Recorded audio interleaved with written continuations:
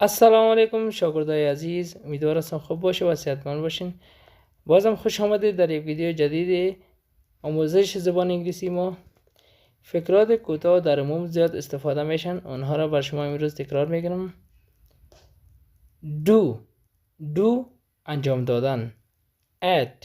at در. out بیرون. no نه خیر. if اگر.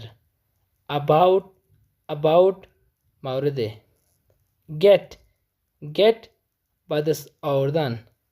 which کدام. go رفتن. me من. when چه وقت. make ساختن. can توانستن. like خوش داشتن. time وقت. just فقط.